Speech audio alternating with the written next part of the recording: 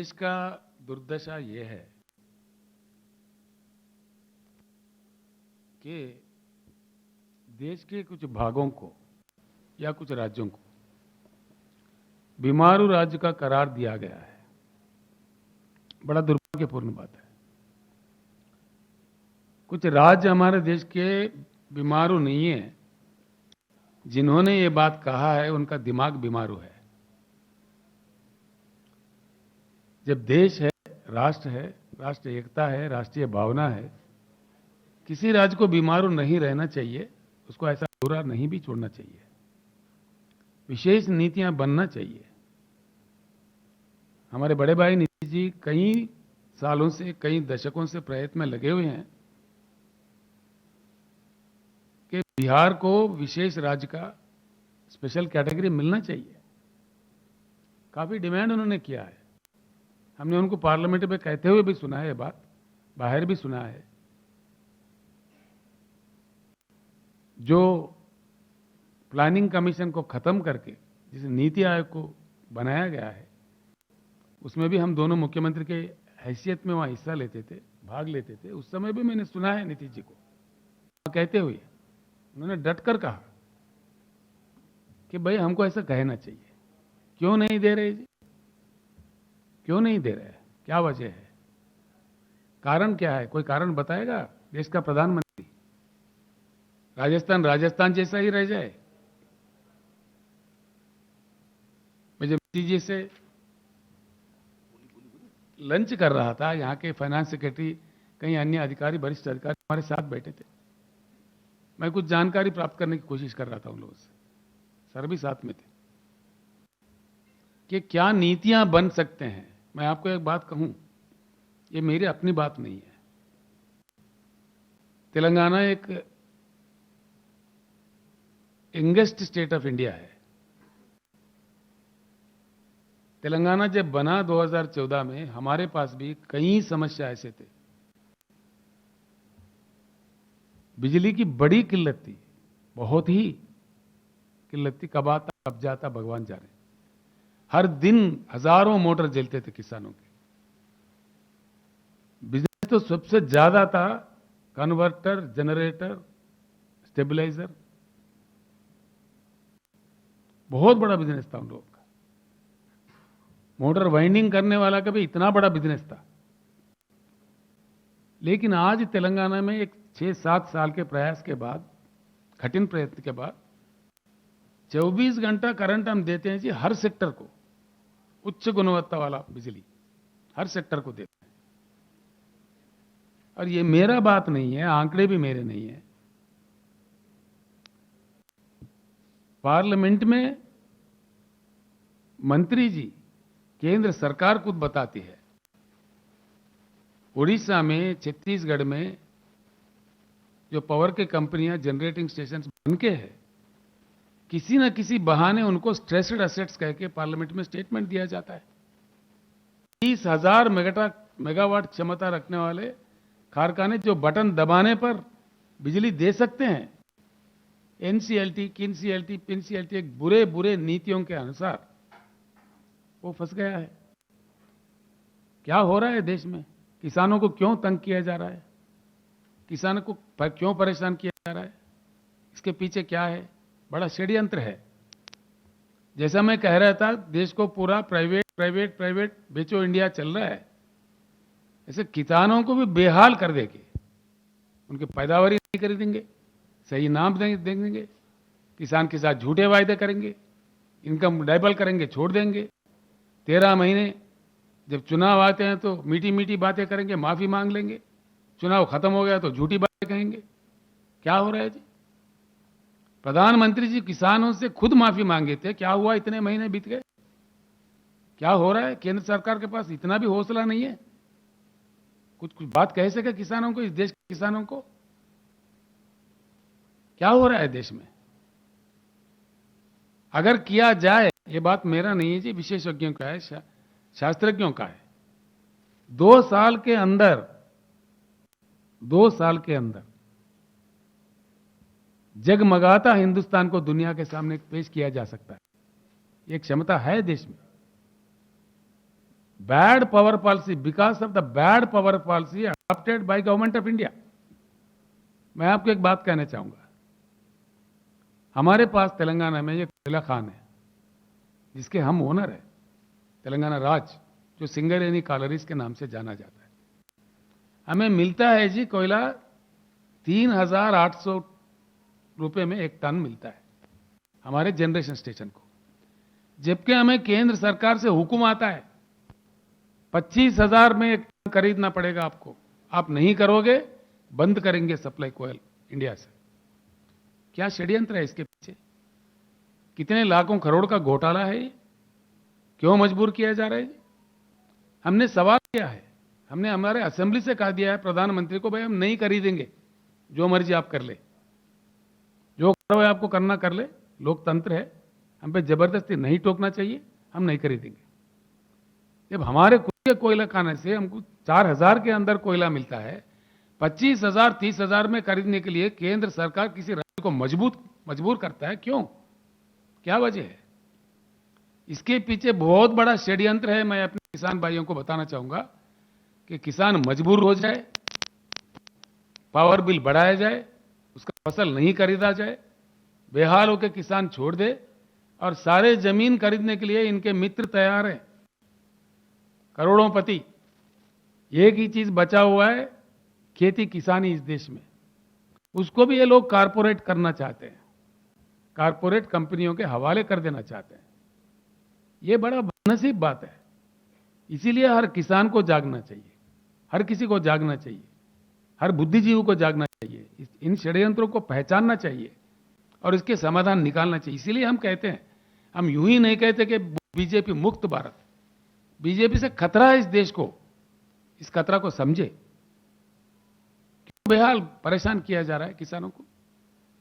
प्रधानमंत्री जी खुद माफी मांगे, उसके बाद समस्या सुलझता नहीं है, फिर किसान आंदोलन पे क्यों उतर रहा है? मैं आपको बता रहा हूं, आज हाल में अभी 2-3 दिन पहले हैदराबाद में 26 राज्यों से किसान संगठन के नेता मेरे पास आए थे। हमारे पास जो कार्यक्रम है, हम देते हैं जी, हर एकड़ में 10,000 का लागत देते हैं, इन्वेस्टमेंट देते हैं हमारे किसानों को, तेलंगाना किसानों को। किसानों का हमने बीमा करवाया, सारे प्रीमियम हम भरते हैं LIC को, और किसी भी किसान का किसी भी कारण, एक्सीडेंट नहीं, किसी भी कारण मृत्यु हुआ, 10 दिन के अंदर उनके अकाउंट में सीधे ही 5 लाख रुपए पहुंच जाता है। क्या इतना भी नहीं कर सकता केंद्र सरकार? इतनी क्षमता नहीं है? जो बात तेलंगाना संभव में है, तेलंगाना में संभव है, पूरे भारत में क्यों संभव नहीं है? हम हर दाना खरीदते हैं किसान से तेलंगाना राज्य में।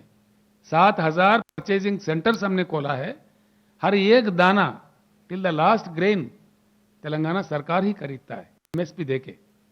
क्या ये काम गवर्नमेंट ऑफ इंडिया नहीं कर सकता? क्यों नहीं कर पा रहे? इसके पीछे कारण क्या है?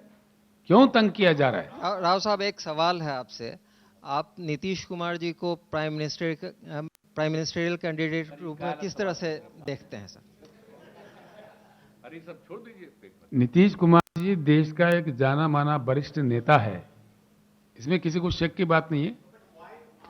नीतीश कुमार का सुनिए ना, why you are so, I am here, I will be here, I am very patient. Nitish Kumar ji इस देश का उत्तम से उत्तम वरिष्ठ नेता है, इसमें किसी को कोई शक नहीं है। सुनिए ना, मुझे बात तो खत्म करने दे। जब हम बैठेंगे, समर्पित रूप से बैठेंगे, समाधान निकालने का हर संभव प्रयास करेंगे। मैं एक कौन बनता हूं, मेरे जैसे कई नेता है देश में, तो सभी की सहमति से जिस प्रकार की नीति बनना चाहिए, जिस किसी को नेता चुन के सर पे लिए चलना चाहिए, वो जरूर हम आपको बता देंगे। आपको घबराहट की या जल्दीबाजी की जरूरत नहीं है।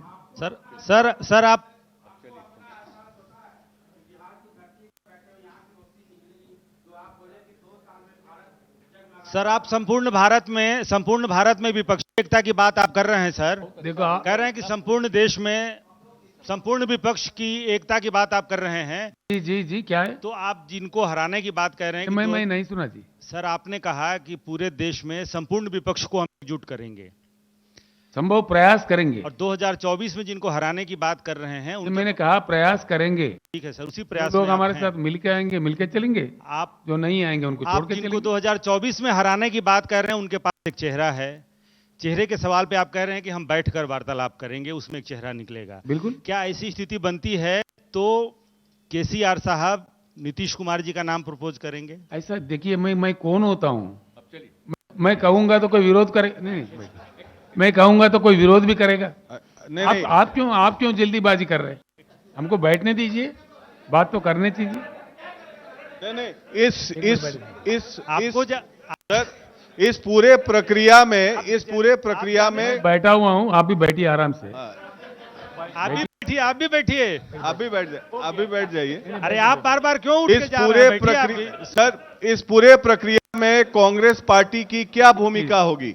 विपक्षी एकता में कांग्रेस पार्टी की क्या भूमिका रहेगी? राहुल गांधी क्या प्राइम मिनिस्टर के दावेदार रहेंगे? क्योंकि कांग्रेस पार्टी कहती है कि हमारे prime minister candidate Rahul Gandhi हैं। देखिए ऐसा है, नहीं सिंपल बात है। मैंने साफ कह दिया कि आप होशियार है, मैं आपसे भी होशियार हूँ। मैंने कह दिया है। Your Hindi is very good. सुनिए है। आप भैया बहुत अच्छी सुनिए। है। मैंने बता दिया है। अब बैठिए। उनका नाम लिया तो ऑन है। नहीं, आप बैठ जाइए। ऐसा है, हम जरूर बैठेंगे।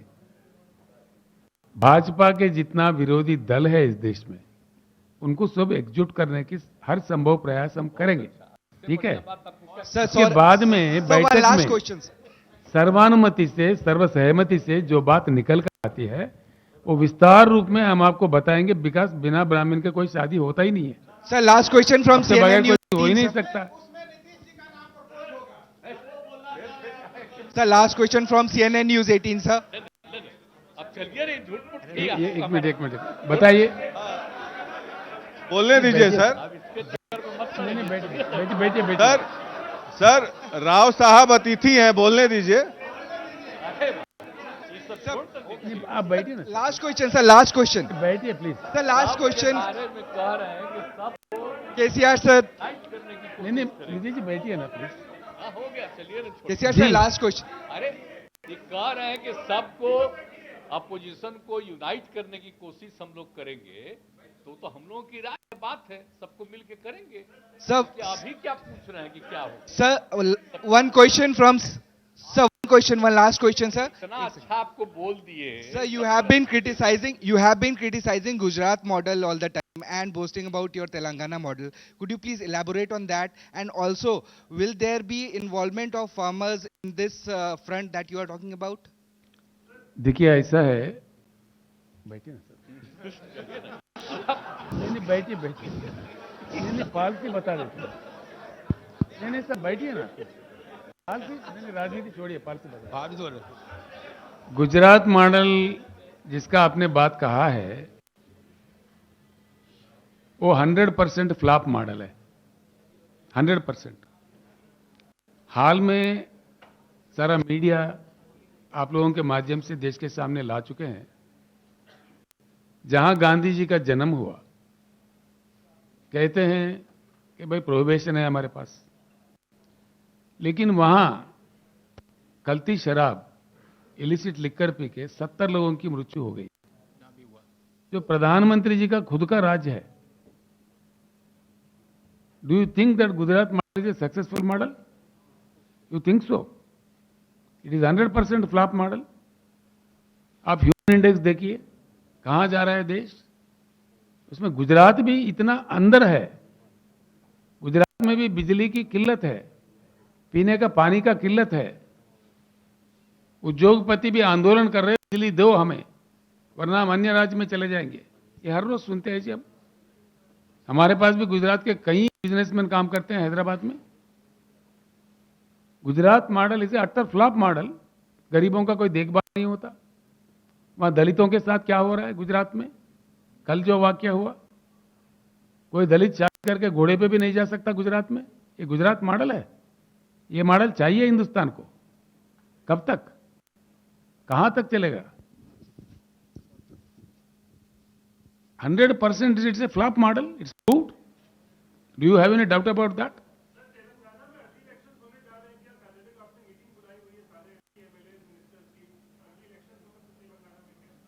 मैं कोई ज्योतिष नहीं हूं जी।